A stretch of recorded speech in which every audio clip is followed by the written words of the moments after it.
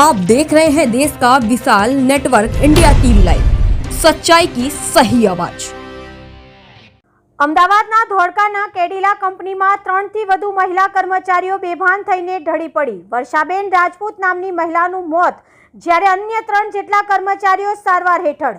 2 મહિલા અને 1 પુરુષ 3 કર્મચારીઓ ધોળકાની ખાનગી જીવનદીપ હોસ્પિટલમાં સારવાર હેઠળ ખસેડાયા। હોસ્પિટલ ખાતે કેડિલા કંપનીના જવાબદાર સત્તાધીશો અને લોકોના ટોળા ભેગા થયા। કંપનીના વોશરૂમમાં અચાનક 3 મહિલા કર્મચારીઓ બેભાન થઈને ઢળી પડી હતી। તેમને જોવા જતા અન્ય 1 પુરુષ કર્મચારી પણ બેભાન થઈને ઢળી પડ્યો હતો। બેભાન થવાનું કારણ અકબંધ। મૃતક મહિલા કર્મચારીને પીએમ માટે અમદાવાદ ખસેડી પેનલ ડોક્ટર દ્વારા પીએમ કરવામાં આવશે। એફએસએલની પણ મદદ લેવાશે। Head office India TV live.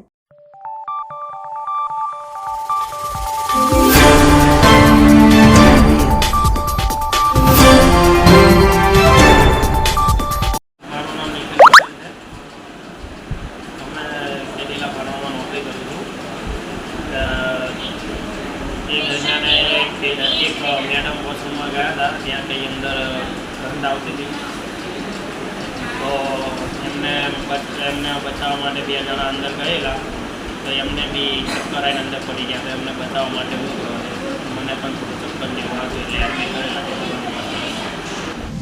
देश और प्रदेश की खबरों के लिए अभी सब्सक्राइब कीजिए इंडिया टीवी लाइव, साथ ही बेल आइकन को दबाना बिल्कुल ना भूलें, जिससे सबसे पहले खबर आप तक